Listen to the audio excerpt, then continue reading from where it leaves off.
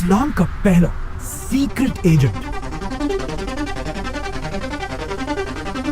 جن کی secret information سے مدینہ کی ریاست اپنے فیصلے لیا کرتی تھی،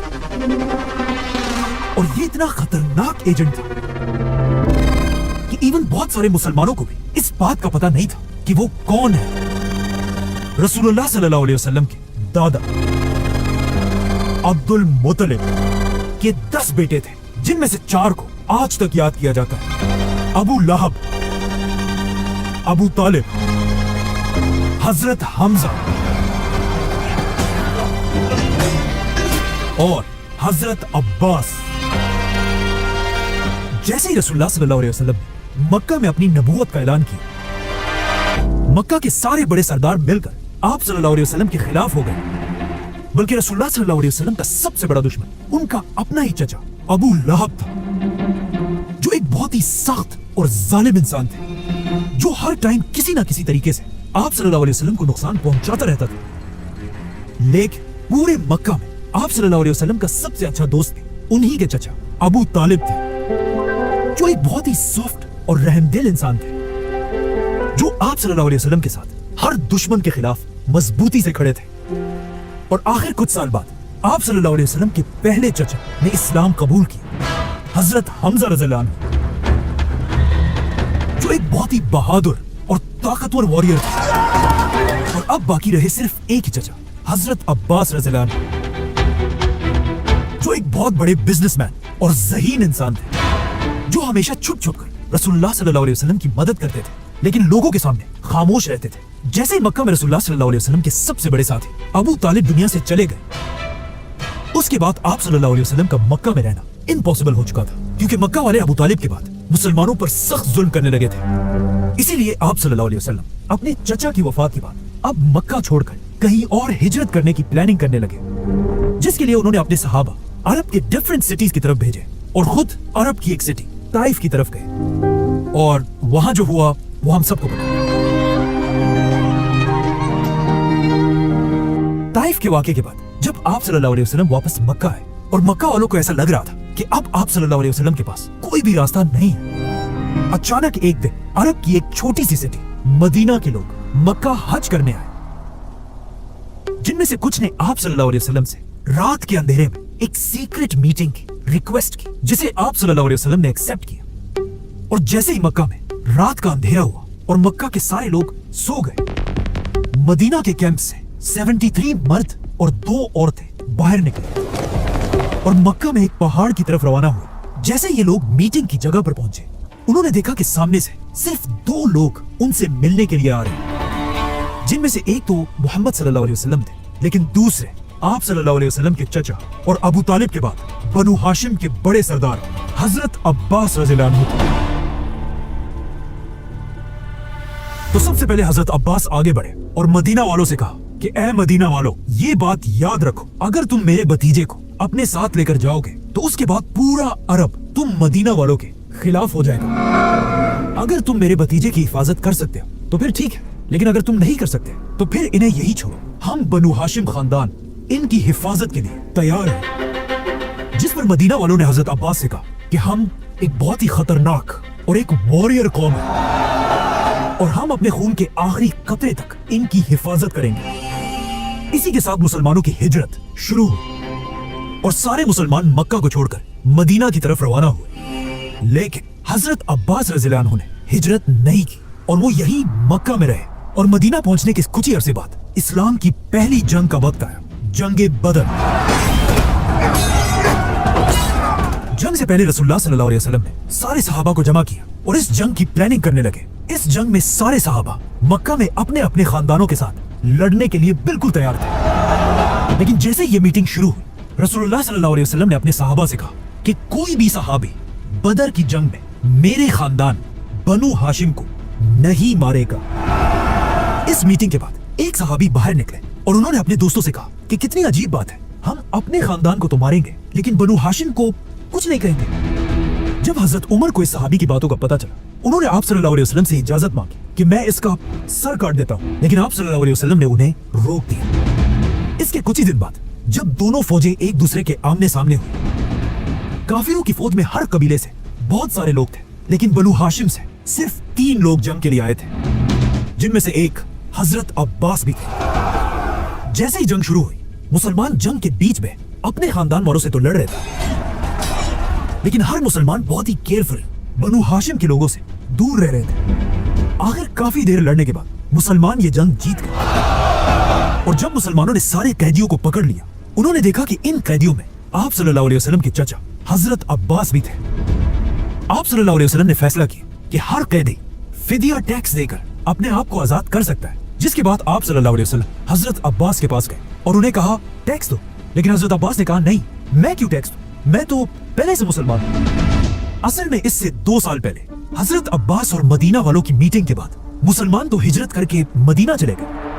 लेकिन हजरत अब्बास मक्का में ही रहे। कहा जाता है हजरत अब्बास मक्का के एक ऐसे आदमी थे जिन्हें मक्का की हर छोटी खबर का सबसे पहले पता चल जाता था, और अब वो मक्का में रहकर ही हर खबर मक्का से मदीना पहुंचाते रहते थे, जिससे आप सल्लल्लाहु अलैहि वसल्लम को मक्का की हर खबर का पहले से पता होता था, जिसकी वजह से मुसलमान हमेशा मक्का वालों से एक स्टेप आगे रहते थे। मतलब हजरत अब्बास रसूलुल्लाह सल्लल्लाहु अलैहि वसल्लम के मक्का में एक बहुत ही सीक्रेट एजेंट थे, जिनका किसी को पता नहीं था, इवन मुसलमानों को भी नहीं। इसीलिए जंग बदर से पहले मीटिंग में आप सल्लल्लाहु अलैहि वसल्लम ने मुसलमानों से कहा था कि बनु हाशिम के खिलाफ मत लड़ना, क्योंकि रसूलुल्लाह सल्लल्लाहु अलैहि वसल्लम नहीं चाहते थे कि उनका इतना इंपॉर्टेंट एजेंट हजरत अब्बास इस जंग में मारा जाए। लेकिन अब जब हजरत अब्बास गिरफ्तार हुए, उन्होंने सबके सामने ये एक्सेप्ट किया कि वो तो पहले से ही एक मुसलमान थे, और कहा मैं क्यों टैक्स दूं। लेकिन रसूलुल्लाह सल्लल्लाहु अलैहि वसल्लम ने उनसे कहा कि कोई बात नहीं, तुम्हें मुसलमान होने का बदला अल्लाह जरूर देगा, लेकिन यहाँ आपको टैक्स देना होगा, और हाँ, अपने साथ साथ बनु हाशिम के 2 लोगों का टैक्स आपने ही देना होगा। जिसके बाद आप सल्लल्लाहु अलैहि वसल्लम ने हजरत अब्बास को दोबारा मक्का भेजा, और वो वहीं से एक बार फिर मुसलमानों की मदीना में मदद करने लगे। इसीलिए अगले साल जब मुसलमानों की दूसरी जंग शुरू हुई, जंगे ओहद, आप सल्लल्लाहु अलैहि वसल्लम को पहले ही मक्का की पूरी फौज का सब कुछ पता था, क्योंकि हजरत अब्बास उन्हें मक्का से हर डिटेल सीक्रेटली पहुंचाते रहते थे। और इसी तरह खंदक की जंग में भी आप सल्लल्लाहु अलैहि वसल्लम मक्का वालों से एक स्टेप आगे थे। जिसके बाद आखिर वो दिन आया जिसका सबको इंतजार था, फतह मक्का।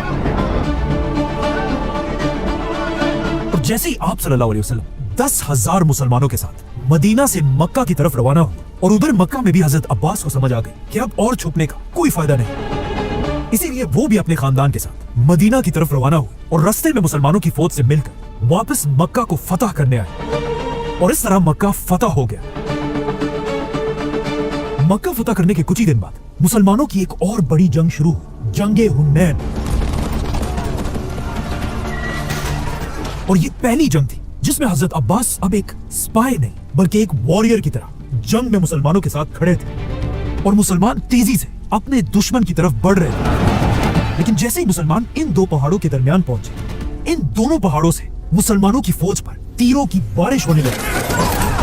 और इतनी तीरें बरसने लगी कि मुसलमानों की पूरी फौज जंग छोड़कर पीछे हटने लगी। ये देखकर काफिरों की पूरी फौज मुसलमानों पर हमला कर दी। जैसे ही काफिरों की फौज आगे आई, वो ये देखकर हैरान रह गए कि मुसलमानों की पूरी फौज तो पीछे भाग रही है, लेकिन मुसलमानों में सिर्फ एक आदमी अपने साथियों के साथ बहादुरी से अपनी जगह पर खड़ा है, और वो थे हजरत मोहम्मद सल्लल्लाहु अलैहि वसल्लम। ये देखकर काफिरों की पूरी फौज ने सीधा रसूलुल्लाह सल्लल्लाहु अलैहि वसल्लम पर हमला कर दिया, लेकिन रसूलुल्लाह सल्लल्लाहु अलैहि वसल्लम भी पीछे हटने के बजाय दुश्मनों की तरफ आगे बढ़ने लगे। जैसे ही आप सल्लल्लाहु अलैहि वसल्लम आगे बढ़े, उनके चचा हजरत अब्बास ने उनके घोड़े की रस्सी पकड़ी ताकि आप सल्लल्लाहु अलैहि वसल्लम आगे ना बढ़ सके, लेकिन आप सल्लल्लाहु अलैहि वसल्लम अपने घोड़े से नीचे उतरे और दोबारा दुश्मन की तरफ बढ़ने लगे। और जब आप सल्लल्लाहु अलैहि वसल्लम आगे बढ़ रहे थे, वो जोर जोर से एक ही बात कह रहे थे, अना नबी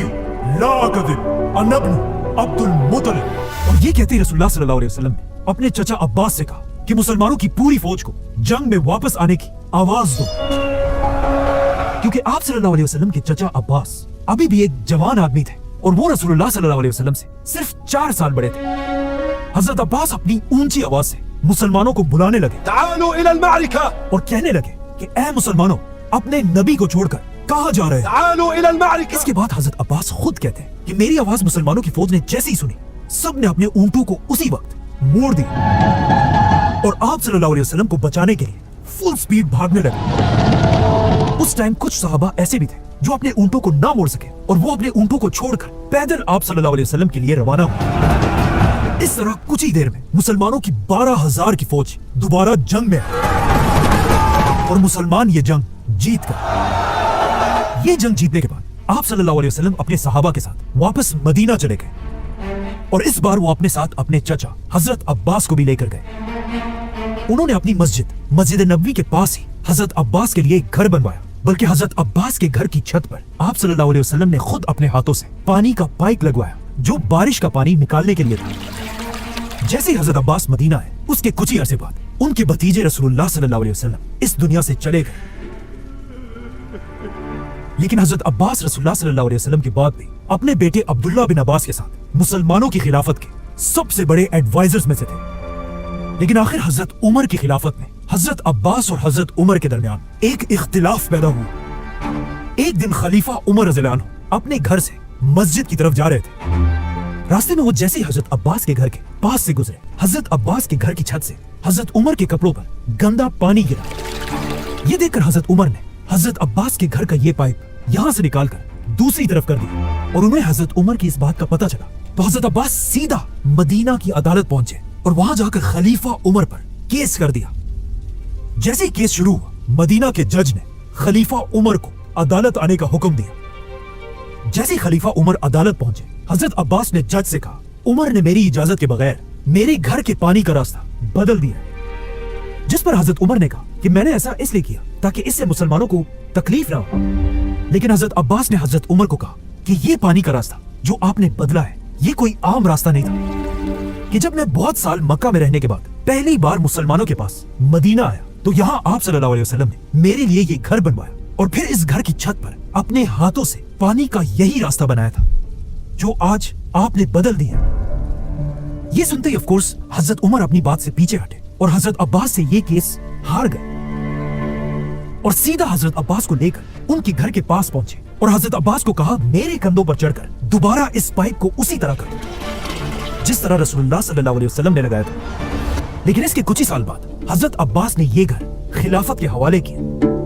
और हजरत उमर ने मस्जिद नबवी के साइज को बढ़ाने के लिए इस घर और इसके आसपास सारे घरों को गिरा दिया। और आखिर तीसरे खलीफा हजरत उस्मान के दौर में हजरत अब्बास रज़ियल्लाहु अन्हु इस दुनिया से चले गए। कहा जाता है हजरत अब्बास के जनाजे में इतने लोग मदीना में जमा हुए कि मदीना के कब्रिस्तान में पांव रखने की जगह भी नहीं थी। और इस इतनी रश में भी लोग हजरत अब्बास से इतनी मोहब्बत करते थे कि हर कोई ये कोशिश कर रहा था कि वो किसी तरह हजरत अब्बास की कब्र तक पहुंच सके। यहाँ तक कि खलीफा उस्मान भी मुसलमानों की इसी रश में फंस गए थे, जिसके बाद हजरत उस्मान ने मुश्किलों से अपने आप को मुसलमानों की इस रश से बाहर निकाला। और जब हालात और भी ज्यादा बिगड़ गए, हजरत उस्मान ने मदीना की पुलिस को बुलवाया और उन्हें हुक्म दिया कि लोगों को हजरत अब्बास की कब्र से दूर करो और सिर्फ बनु हाशिम को हजरत अब्बास के पास रहने दो। और इस तरह रसूलुल्लाह सल्लल्लाहु अलैहि वसल्लम के चचा, इस्लाम के पहले सीक्रेट एजेंट और आने वाली अब्बासी खिलाफत के दादा हजरत अब्बास रज़ियल्लाहु अन्हु को मदीना में दफना दिया गया। हजरत अब्बास की वफात के बाद आहिस्ता आहिस्ता खिलाफत राशिदा दुनिया से खत्म हो गई और दुनिया में मुसलमानों की एक नई हुकूमत बनी, बनु उमैया की हुकूमत। और अगले कई सालों तक उन्होंने ही दुनिया पर राज किया। लेकिन ऑलमोस्ट 100 साल की हुकूमत के बाद हजरत अब्बास की नस्ल के ही कुछ लोगों ने बनु उमैया खानदान के खिलाफ बगावत कर दी और उनसे सारी हुकूमत छीन ली और दुनिया में एक नई खिलाफत बनाई, जिस खिलाफत का नाम उन्होंने अपने ही दादा हजरत अब्बास रज़ियल्लाहु अन्हु पर रखा और इस खिलाफत का नाम था अब्बासी खिलाफत, जिन्होंने आते ही दुनिया में अपना नया कैपिटल बनाया, बगदाद। और यहीं से दुनिया में मुसलमानों का एक नया दौर शुरू हुआ जिसे आज तक इस्लामिक गोल्डन एज कहा जाता है। सब्सक्राइब।